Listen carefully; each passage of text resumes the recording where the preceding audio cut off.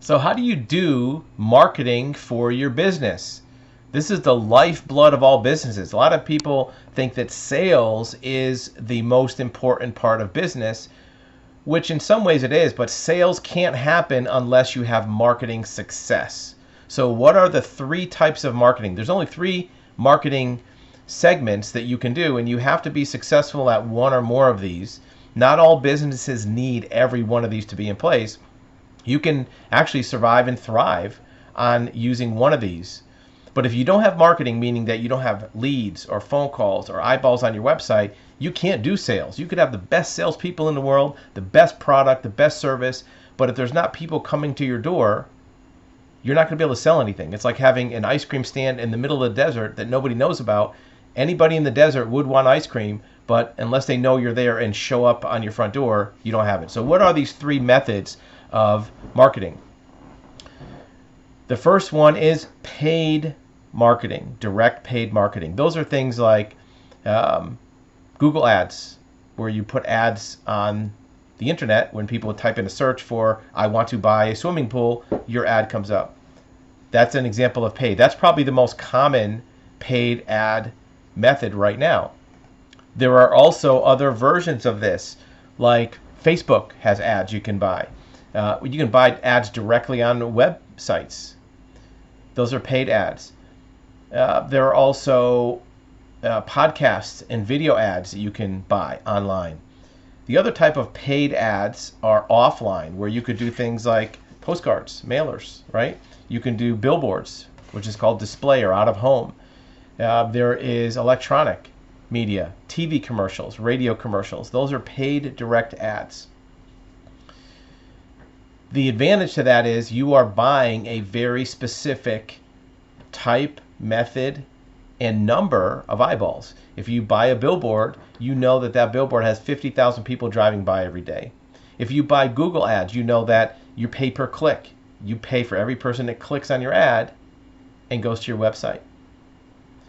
So it's quantifiable and you know what you're buying. The downside is, by definition, a paid ad is paid for directly. It also doesn't guarantee a sale. Unless you're very carefully monitoring where you're putting these ads, you may be paying for customers that aren't qualified, they're not interested, have a lower closing ratio. They may not match your sales style. You might have customers that you're paying for that are really aligned with your business, but if your selling type or your sales staff or your user experience on your website doesn't match those kind of people, maybe it's an age thing or demographic, you might not sell those people. Plus, you're burning through cash. You're running the clock on your cash. You have to get a return on that to make it worthwhile.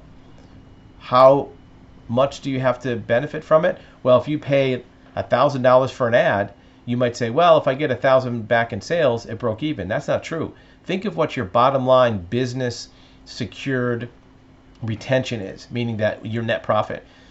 If at the end of the month, end of the year, your net profit is 20% on sales, that means that for every 1,000 you sell, you only keep $200. So if you spend $1,000 on an ad, you need $5,000 in new sales that you wouldn't have gotten elsewhere just to break even.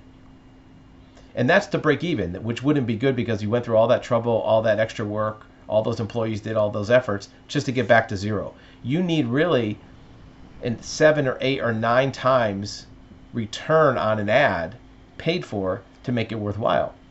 So if you buy an ad for $1,000 or send out $1,000 worth of postcards, you need $9,000 of new, fresh, unique sales from that to make it worthwhile. What's number 2? Number 2 is content marketing. Content marketing is you're creating content. It could be a web page, it could be a blog post, it can be an article, it could be a video like this one, it might be a podcast. You're creating content for people to consume, to find, based on a Google search or looking for something that's not necessarily a sales pitch, it's content about your business. So a lot of people do YouTube videos about, if you're a plumber, how to fix your sink, how to change, a filter, how to do things. And that content is free. People do a search, they find it, maybe they watch a video, a how-to, maybe they download a form. and that gets people to your website. The downside is maybe they're not directly buyers, but the upside is it's very inexpensive. It's just really time. You don't have to spend a lot of money, or any money for that matter. There was a business that we were familiar with that goes back more than 10 years that used content marketing as their business model. It was called iFixit. They were based in San Luis Obispo, California. And what they did was they got the instruction manuals and repair manuals for all kind of electronic devices, cell phones, cameras, computers, and they put them online along with some other content that they created themselves for people if they're trying to fix, an old Nikon camera. They could find the instructions. They had exploded views of the diagrams, and they had some of their own checklists and instructions they made, some videos, and it was free. People could find that stuff for free. How did they make their money? They sold parts. They sold components. So when people were trying to fix something, in theory, they would need to buy some parts. Their whole business model was based around content marketing. Go back even further. Back in the 1980s, there was a newspaper in New England, in Connecticut, called the Bargain News. The Bargain News.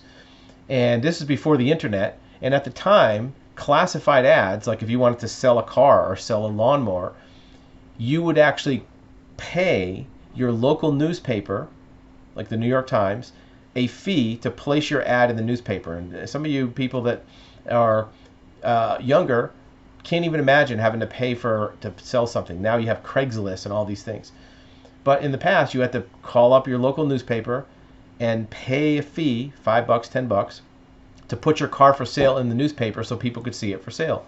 Well, the Bargain News flipped the script on that. What they did was they said, you can post your ad for free in our newspaper, but the newspaper you have to pay for. So the Bargain News was for sale for $1 or $2 at newsstands or convenience stores or wherever it was, bookstores. But all the ads are free. So if you were selling your car, boom, you call up the Bargain News, you just tell them what you had for sale, and they would put it in. In fact, they went even further, is they called up people who had ads in the paid newspaper and said, your ad you're running in, the Boston Herald, do you want us to run that for free in the Bargain News too? Yeah, of course. And they would read it back to make sure there was no changes, and they would put it in the newspaper. That was content marketing. So you can do content marketing for your business as well. A lot of times you can do it in-house. You can have an expert or a salesperson just talk like this freely about a subject, and now it's content. It goes on YouTube, it goes on Facebook, it goes somewhere else. The only problem is you need high volumes to do this. You can't do one video a month or two a month. You have to do large volumes. Gone are the days where you could do one video and get, tens of thousands of views guaranteed. There are some people who do it, but there's so much content flooding the market on YouTube, it's very difficult to get that traction. The cute cat video that goes viral that gets 1 million visitors, you're probably not going to get that. So you have to do large volumes and get a few hundred on each video. But if you do a lot of them, you now have thousands of people that are seeing your name and your website. The other thing you can do is if you record a video like this one, once it's recorded and uploaded, you can then take the audio from that video and extract out the audio. And now that becomes a podcast. No more work, no more effort. It's already recorded. Just there's tools you can use to extract the audio and post it on podcast. You may not get a lot of traffic, but it's out there. Then take that audio and do transcription. There are tools you can use that will take the audio, the words that I am speaking, and it will put it into a Word document or text document that will have all the words written on a page. You can take those words and now put it on your website as an article or a blog post. So one spoken video that maybe takes 8 or 9 minutes can become 3 types of content: a YouTube video, a podcast, and a blog post. In fact, you can put that video elsewhere too. You can put the video on Twitter. You can put it on LinkedIn. So you can cross-post it. It takes work. It doesn't take money, but if you're a startup and really don't want to put out a lot of cash for marketing, it's a way you can do it. There's also services you can see on our website that will help you do that if you want to do more volume. The third type of marketing is event-based marketing. Event-based marketing is where you're taking a single point in time, a single event, a single occurrence, and turn it into an opportunity for your company. It may be a news event. Keep your eye on the news for things about your company. Maybe you are a plumber and there's some event that happens in your municipality where there's maybe water pressure that goes down, right? That's an opportunity where you can maybe email businesses, hey, did your water pressure damage your plumbing system? Maybe you are a car dealership and you found that there was a hailstorm in your area. Hey, do you need a new car? The other type of event-based marketing is you can create your own event. You can create a webinar, live event, ask questions to the plumber. Maybe you can speak at a local event. Maybe there's a HOA homeowners meeting and you can say, I'm an insurance agent. I'd like to tell your attendees about some safety things. You don't want to make it too salesy because first of all, they probably won't let you speak to do a sales pitch, but you also don't want to turn people off. You just want to let them know, look, this is a good way to protect your vehicle from being stolen or protect your house from being broken into. By the way, here's my card, right? You're not trying to sell anything in that moment. In fact, even if somebody asks you about buying something, you should not use the event as a sales opportunity right then. Have them call you later. So event-based takes two forms. One is you're responding to an event that affects people in a way to give them information. Start by giving information. Don't try to sell something right away. Give information of, look, if there was a power surge, lightning hit, check your transformer to make sure it didn't overload. Check your fuse box to make sure there's no smoke in it, right? Give information. The other type of event is an event you create. It's a training event. It's an information event. It's something. Event-based can also be powerful because, again, it's free. You don't necessarily have to spend a lot of money. Maybe you print up some flyers or some ball caps or whatever. Or you might pay to be featured in an event. Using those three types of marketing, any business can become successful. Back in the early days of YouTube, there was a pool company that was in South Florida. They sold pools, swimming pools, and they had a pretty good business, but they started doing YouTube videos about how to design a pool. And eventually they had so much business coming from just that YouTube channel that they stopped all other advertising, all content marketing.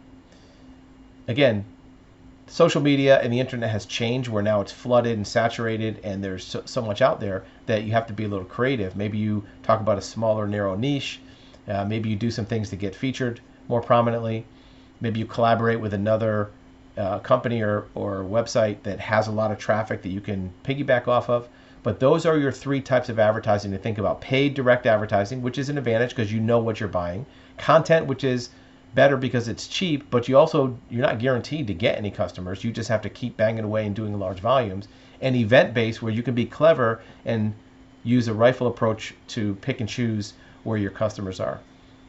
Hopefully that helps. If you need more assistance, you can reach our website. You can also book a consultation with a live marketing expert.